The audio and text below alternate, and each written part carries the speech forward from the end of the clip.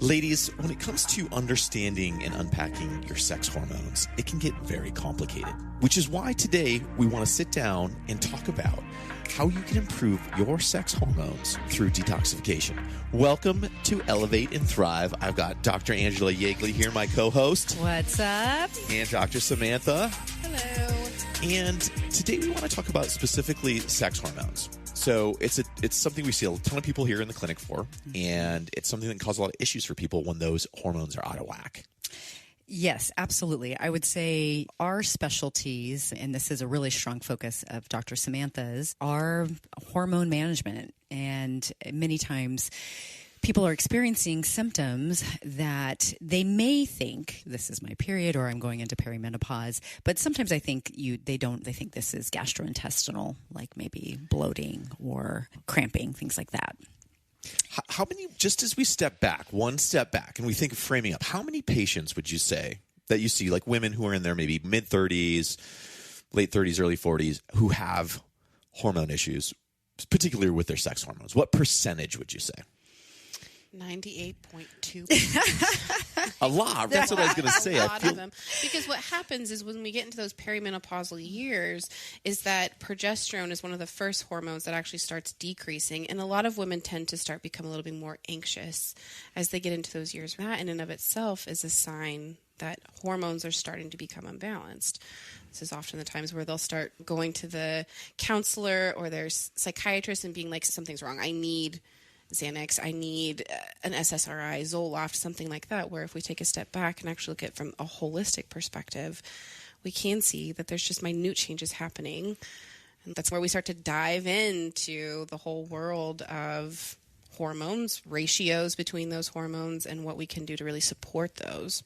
So I would say I have a very large percentage of my patient population that once sex hormones are optimized, they're actually feeling a lot better. Absolutely. And I completely agree. I'd say a very large percentage. 99%. 98% close. And I think we can't discount younger women who are having very strong, heavy periods, and when we're really seeing excess and imbalance together. I think as we get into the perimenopausal, we're seeing imbalance, but more a trending downwards of hormones. And then younger women are having raging high levels where they're getting things like a lot of, say, acne or a lot of swelling or a lot of cramping, breast a lot tenderness, of extremely heavy bleeding. And both really need to be addressed. And I would say often the way that we would address them, it's very similar, which is interesting between the two groups of women who are. I thought you meant between you and I. I'm like, yes, of course. No. Like, sorry. You're like, hello. But yeah, between the two, I would agree with you. Between the two groups, the ways in which we actually go about balancing that is pretty similar. Mm-hmm. It's just going to be different timing in the cycle or potentially some slight other differences that are there, but we can get into those in a little bit. So it's something that we see pretty broadly. It can be different. Different doesn't have to be age dependent, is what we're saying. So across the life cycle of a woman, as their hormonal function is happening, the sex hormones can be tricky to get aligned and get a balance. And there's a lot of different ways that you can feel physically, mentally, emotionally. Then when those things are out of whack, you definitely notice and can notice over time. But it's not always clear to a person that it's a hormone balance issue, and yet oftentimes we find that it is. So when we're going into and looking at maybe how a person would identify if they're having some of these issues, what would be some of the symptoms, maybe if they're just self-identifying or noticing some trends, what would they be noticing? If we're looking, a lot of times, as Dr. Samantha mentioned, it's really common to have estrogen dominance is what we would call it. And so that if you're a younger woman, it could be just extremely high levels of estrogen with normal levels of progesterone, but just not in good ratio. Women who are getting into perimenopause, that would be late 30s, 40s, 50s, is where really the progesterone is just too low, right? So the symptoms of estrogen dominance are going to be like irregular cycles, having mood imbalance, decrease in sleep, or sleep that is disrupted. Getting, for the excess, it could be fibrocystic breast or fibroids in general, like uterine fibroids, which are very painful or can be painful. Breast tenderness, decreased libido, actually, and sometimes headaches for a lot of that because progesterone, we see that in migraines. There is an imbalance of decreased progesterone with like migraine occurrence and estrogen excess. So it's a very wide range. But I think a lot of women they're like, I'm going to get my period. Like I'm not feeling great. Everything is hurting and feels swollen. And those are your signs, right? Doesn't have to be that way. There are things that we can do. Just hearing you say that, Dr. Yeagley, it makes me think of when I talk to young women about what their period should be like. It should literally start and then end, and there should be nothing else. And they're so surprised by that. They're like, I thought I was supposed to get cramps. I thought I was supposed to have tender breasts. Absolutely not. Your period should literally show up and go away. And I will tell you, that is possible. And I have seen it happen. And I continue to see it happen once we start to get those detox pathways that we're kind of going to talk about and whatnot cleaned up, and we get the diet cleaned up, and we get the gut reset. Like it is possible to literally have Aunt Flo show up, and she comes for a good 5 days, and then she's gone, and you continue on with your life, and there's no change in mood, and there's no change in cravings and acne and swelling and breast tenderness, these types of things. It really should be just she shows up and then she's gone. Absolutely. And I can't you think about how many women, I'm sure, Barry, you've known some in your life as well, that the mood changes. Like I think about, and I've seen women that are like, you know what? I turn into a little bit of a lunatic, right before my period starts. I get super angry. I'm irritable, moody. And then whenever we start addressing the liver and addressing the gut and binding up those excess hormones and excreting them, it's incredible. You watch, they're like, oh my gosh. I'm like, I didn't even know my period was going to show up. And that was amazing. It is great. Yeah. It's, as you said, it's possible. It is possible. Why do you think that, maybe this is a broader topic, but let's just briefly touch on why do things get so dysregulated? Because we think about the body, and it works a lot of the times. It does a good job. It's pretty amazing. The body does incredible stuff for us. It's pretty smart. And yet at the same time, do see that when we see trends like this, where we see a lot of patients who come to see us have these hormone issues, then it begs the question, what's going on out there that's in maybe our environment or our lifestyle or biologically or whatever that is causing so much disruption when it comes specifically to these hormones? I feel a lot of it is just by way of being alive in the United States, being alive in the world that we're in. It is so toxic, right? If you get back to just the foundational things with a naturopathic medicine, right, you need to have good, clean water, clean air, good food, good relationships, good sleep, right? Thinking about also the topical products that women use, right? There's so many xenoestrogens or things that potentiate estrogen or disrupt your body's own production of them that we really have to do like a thorough look at your environmental toxicities, and then look at your food, and then look at your relationships, right? All of these things compound to clog your liver, to disrupt the chemical secretions from your gut to your brain, right? All of that kind of comes back in. And this is where I've had great success in leading people through like the 21-day detox, as I've started doing with people here, leading them through that and addressing the gut first. And this is where those detox IVs that I talk to my patients about come in to help heal their gut quicker than just addressing things with food alone, so that we can move them through at a more rapid rate of healing and getting back to that place where I'm not moody, I'm not swelling up like a balloon, I'm having a normal period now, actually, if they had an absence of menstruation before, those types of things. So to get back to your question straight on, it just happens by way of living in the world that we live in. And I would agree. It's difficult and to not be overwhelmed with everything too. Yeah, absolutely. And if you're not countering it, let's maybe use an example. Say if you have a woman with a close to what we would call a standard American diet, you're doing a lot of dairy, and even if it's organic, it does still have hormones in it. And so you're eating cheese, dairy, maybe you're also drinking Cokes. Just throwing a little bit of wine too. Some wine. fine. So meaning we're stressing the liver with like sugar and alcohol, and maybe we're also not doing food. If we're not doing a whole lot of vegetables to feed the gut biome, and we're doing a lot of processed foods, then all of a sudden now your two regulatory systems of your hormones, your liver and your gut, are compromised. And then you put stress on top of that. Maybe you have a stressful job or you're a working mom, and then you stop sleeping, which is where our growth hormone is released, and then you lack repair. Yeah, it just all of a sudden now you've got imbalance. And once you have imbalance, that's a stressor in itself.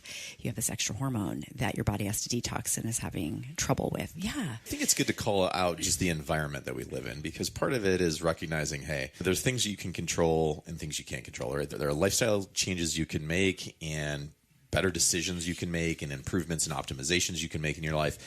And at the same time, you live within this bubble, unless you're going to pack it all up and move to a remote island somewhere like in the Pacific or whatever. You're going to be coming for Mars. Yeah, exactly. You're going to have to deal with these. So then it begs the question, like, if you feel like you have an issue going on and you recognize that part of it is just modern life is causing some of this, then it comes down to there is good news, though. There's stuff we can do about it, right? So it's not like you're stuck feeling this way. We can go through a variety of different treatment process to help find balance, right? So when we're looking at that, and I know that's very individualized, right? I know everything we do here is very tailored toward an individual, but there's probably some general protocols that we would start to look at, maybe a general process that we would take somebody through if somebody were going through this and they're saying, yes, oh my God, this is me. What's the process that we start to take a person through in order to start to correct these issues? The first thing almost every naturopath should do is look at your diet and analyze it from there. That should be foundational overall. And make sure you've got a lot of those leafy greens, broccoli, right? Brussels sprouts, even sweet potatoes, right? Those are going to be helpful at increasing the amount of fiber. I think at least from what I've seen, a lot of naturopaths have a different take on like how much fiber you should actually be consuming per day. Right. I push it to that higher level of 30 to 40 grams, which that's a lot, but you excrete 90% of your estrogen through your feces. So it is super important to me that you are pooping regularly and that you are eating enough fiber. And then I would say the next best thing that you could do even at home is just a fancy word for hot baths, but hyperthermic baths, right? Where you get yourself sweating and you've got a good steady heart rate for 15 to 20 minutes. And then you rinse all that sweat off and you go to those types of things where it's just easy stuff you can do at home is how I try to address lifestyle to begin with my patients. And then we can bring in some extra support with supplements and herbs and IVs. But those would be my two top things. Make sure you're pooping every day and then you're sweating a couple of times per week, whether that's through exercise or through sweat deprivation or sauna or hot baths. So what you're talking about is detox, right? So a lot of times people hear the word detox and I think they're thinking about a juice cleanse or something. But Can be. It can be a juice cleanse. It can be, yeah. Drinking a bunch of lemon water and pounding some apple cider vinegar. But we're also just talking about things like, going to the bathroom and sweating. And sweating are two really powerful detox mechanisms. Absolutely. That if those aren't optimized or functioning correctly, that's a great place to start. Let's get regular and get some more sweat. That's a basic. We can get overly complicated with stuff, but let's poop, let's sweat, let's sleep, and let's see what happens. True. Yeah, that's absolutely true. And so one thing I would say also we would begin with, typically we measure also. So we get some baselines. We're going to get some hormone measurements because it's nice to see where you're beginning. Of course, you're monitoring how you feel and what changes. And are you pooping more? Are you getting more sleep? Most times we will also want to see specifically what's going on inside, including testosterone. We haven't really mentioned testosterone very much, but there are women who can have some testosterone dominance, which will create irritability and acne as well. Facial hair growth, nipple hair growth. There's a lot of things that cause testosterone. Exactly. Unfortunately, yeah. Although a lot of women are testosterone deficient or extremely low, but in this talk, we're talking about imbalance. The other thing I would say is that I feel like it's also pretty simple, is introducing some sort of liver support. Liver herb. Milk thistle is fantastic. So gentle, so well tolerated. And then a lot of times the combinations, which would be like the dandelion and burdock. And I just put together a formula for a patient yesterday of astragalus. She's got some immune stuff going on, but that is supportive of the liver as well. And then, of course, milk thistle, burdock as well. And then I included a little bit of ginger and some chamomile chamomile in there too. It's just some Love it. relaxing but supportive and warming type herbs as well.